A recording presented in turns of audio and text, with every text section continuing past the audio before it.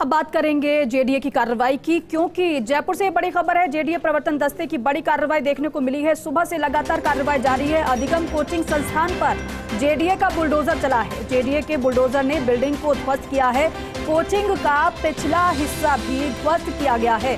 Gopalpura bypass पर गुर्जर की थड़ी पर स्थित है इमारत, जिस पर सुबह से लगातार बुलडोजर कार्रवाई को अंजाम दिया जा रहा है। और ये देखिए, ये तस्वीर भी हम आपको दिखा रहे हैं। सुबह से कार्रवाई जारी है। सुबह से तस्वीरें और जानकारी आप तक हम पहुंचा रहे हैं। और फिलहाल जो पिछला हिस्सा है, इससे पहले हमने आपको तस्वीरें दिखाई थी, उस पिछले हिस्से को धराशायी करने की तैयारी थी। लेकिन अब ये दो तस्वीर, जो फ्रंट का हिस्सा आप देख रहे हैं, वो फ्रंट का हिस्सा टूट चुका है। अब क्योंकि स्ट्रैटेजी में थोड़ा बदलाव किया गया, क्योंकि सुरक्षा का भी ख्याल रखना है, क्योंकि पोकलेन मशीन और जेसीबी की मशीन सुबह से इसके जरिए इस इमारत को ढहाया जा रहा है, धराशायी किया जा रहा है। दो तस्वीर कार्रवाई की आपको हम दिखा रहे हैं। सुबह से पीला पंजा काम में लगा हुआ है। और देखिए, पिछले हिस्से की तस्वीर आप देखिए, किस तरीके से स्ट्रैटेजी को बदला गया और पिछले हिस्से को तोड़ा गया है। क्योंकि जेडीए की तरफ से कहा जा रहा था, क्योंकि हमें कार्रवाई को अंजाम देना है, इस पूरी बिल्डिंग को, जो कि अवैध अतिक्रमण है, उसको धराशायी करना है। ऐसे में किसी को नुकसान ना पहुंचे, जो अगल बगल में जो बिल्डिंग है उनको नुकसान ना पहुंचे, और जो आने जाने वाले लोग हैं उनको नुकसान ना पहुंचे, इसका भी खास ख्याल रखा गया है। इसीलिए थोड़ा स्ट्रैटेजी में बदलाव भी किया गया, क्योंकि पहले ये जगह बनाई जा रही थी कि फ्रंट के जरिए ही 2 पिलर के बाद तीसरे पिलर को पंचर किया जाए, उसके बाद इस हिस्से को गिराया जाए। लेकिन स्ट्रैटेजी में थोड़ा सा बदलाव किया गया। पीछे मशीन को ले जाया गया और उसके बाद मशीन के जरिए पीछे से उस हिस्से को तोड़ा गया, जिसे तोड़ने की कार्रवाई के लिए मशीनों को लगाया गया था। सुबह से निरंतर ये कार्रवाई की जा रही है।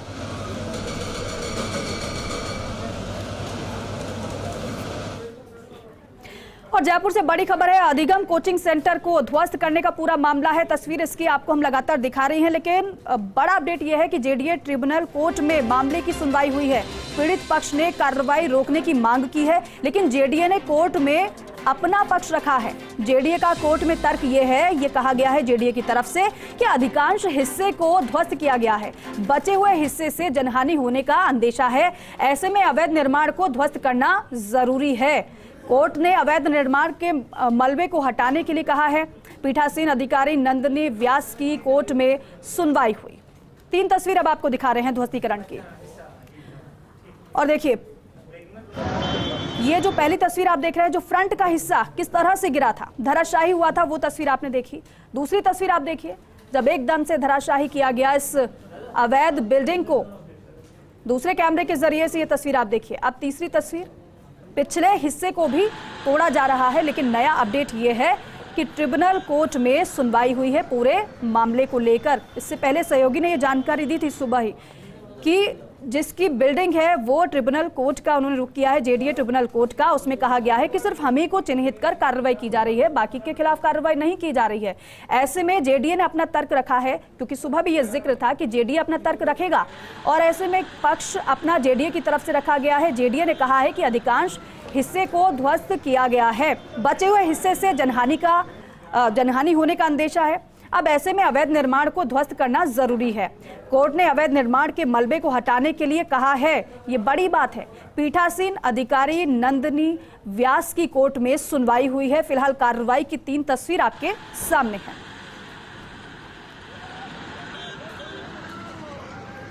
तो देखिए, एक तरफ तो बिल्डिंग का मालिक जेडीए ट्रिब्यूनल कोर्ट पहुंचा और अपना पक्ष रखा, लेकिन दूसरी तरफ जेडीए ने भी अपना पक्ष रखा है। और यह ध्वस्तीकरण की 3 तस्वीर आपके सामने। जिस बिल्डिंग में बच्चों को पढ़ाया जा रहा था, पेपर लीक की पूरी स्ट्रैटेजी यहीं पर बनाई गई थी। मुख्य सरगना दोनों फरार हैं, लेकिन यहां पर किराए पर यह बिल्डिंग ले रखी थी कोचिंग सेंटर के लिए। अधिगम कोचिंग सेंटर नाम से यह कोचिंग चल रही थी। जेडीए की इस पर कार्रवाई हुई है। सुबह से कार्रवाई को अंजाम दिया जा रहा है, क्योंकि जेडीए ये पहले से ही साफ कर चुका है कि हम पूरी बिल्डिंग को धराशायी करेंगे, और इसके लिए पूरी प्लानिंग भी की गई है जेडीए की तरफ से। 2 तस्वीर कार्रवाई की जेडीए प्रवर्तन दस्ते की, ये बड़ी कार्रवाई है। और ये देखिए, मलबा चारों तरफ आपको नजर आ रहा है, क्योंकि सुबह ही टीमों को बुलाया गया था और मलबे को हटाने का कार्य उसी समय से शुरू हो गया था। हालांकि वो स्ट्रैटेजी ये थी कि स्टार्टिंग से जो आगे का हिस्सा है, जो फ्रंट का हिस्सा है, उसको गिराना है। तो मशीनों को यहाँ सीधे तौर पर ले जाया जाएगा, जो अन्य जो पिलर हैं उनको भी धराशायी किया जाएगा। लेकिन लगा कि यहाँ पर किसी को नुकसान हो सकता है, हानि पहुंच सकती है, इसलिए थोड़ा सा बदलाव किया गया रणनीति में। पिछले हिस्से को फिर धराशायी किया गया और ये मलबे की तस्वीर बयां करती हुई कार्रवाई की। तो किस तरह से नकल माफिया की कमर तोड़ी जा रही है और अवैध अतिक्रमण जिन्होंने किया है उनके खिलाफ कार्रवाई जारी है। सुबह 7 बजे से ये कार्रवाई शुरू हुई और अभी तक ये कार्रवाई जारी है, अभी भी कार्रवाई चल रही है। पिछला हिस्सा भी कोचिंग का ध्वस्त किया जा चुका है।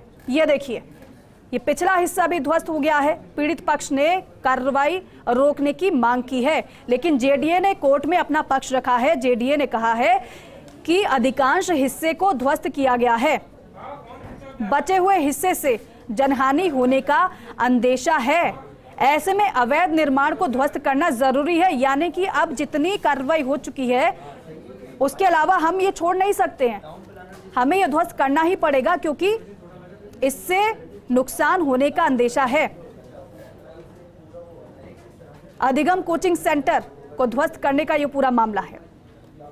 जेडीए ट्रिब्यूनल कोर्ट में मामले की सुनवाई हुई। सुनवाई के दौरान ये रहा कि पीड़ित पक्ष ने कार्रवाई रोकने की मांग की है, किस कार्रवाई को रोका जाए, लेकिन जेडीए अपने पक्ष पर डटा है। जेडीए ने अपना पक्ष रखा है, कहा है कि अधिकांश हिस्से को हमने ध्वस्त कर दिया है, बचे हुए हिस्से से जनहानि होने का अंदेशा है।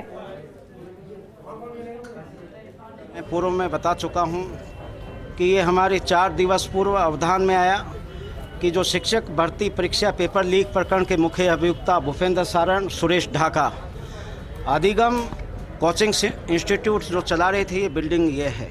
हम तुरंत हमारे रेवेन्यू और टेक्निकल टीम के साथ पहुंचे। रिकॉर्ड के अनुसार, मौके की स्थितियों के अनुसार उल्लंघनों का, रोड सीमा का अतिक्रमण, अवैध कब्जे, अवैध निर्माण, बिल्डिंग बायलॉज का उल्लंघन करके जो अवैध निर्माण बने हुए थे सबको चिन्हित करते हुए बिल्डिंग के ओनर अनिल अग्रवाल जी को और कोचिंग इंस्टीट्यूट संचालकों के नाम से हमने धारा 32 जेडीए एक्ट के अंतर्गत और रोड सीमा को अवैध कब्जा करके, अतिक्रमण करके अवैध निर्माण करने के संबंध में इस बिल्डिंग के ओनर अनिल अग्रवाल जी को 72 जेडीए एक्ट के अंतर्गत नोटिस जारी किए गए थे। 8 जनवरी के साय 5 बजे तक का हमने समय दिया था अवैध निर्माण को हटाने बाबत, अपना पक्ष प्रस्तुत करने बाबत। जब कल प्रातः तक न तो अवैध निर्माण हटाए और न ही कोई पक्ष रखा, तो हमने पुनः लीगल नोटिस दे करके और संबंधित को इस बिल्डिंग को खाली करके अवैध निर्माण हटाने हेतु पाबंद किया था। इसके बावजूद न तो पक्ष रखा गया और न ही अवैध निर्माण हटाया गया।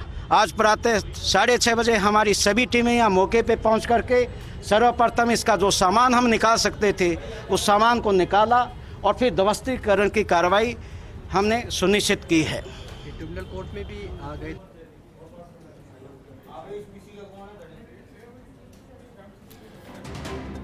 तो देखिए, पहले ही नोटिस जारी कर दिया गया था, तय समय के अनुसार इस कार्रवाई को अंजाम दिया गया है। लेकिन बड़ी बात यह है कि कोर्ट ने कार्रवाई पर रोक नहीं लगाई है, जो कि पीड़ित पक्ष की तरफ से मांग की गई थी, बल्कि कोर्ट ने अवैध निर्माण के मलबे को हटाने के लिए कहा है, क्योंकि जेडीए ने कहा है कि बचे हुए हिस्से से जनहानि होने का अंदेशा है। ऐसे में अवैध निर्माण को ध्वस्त करना जरूरी है।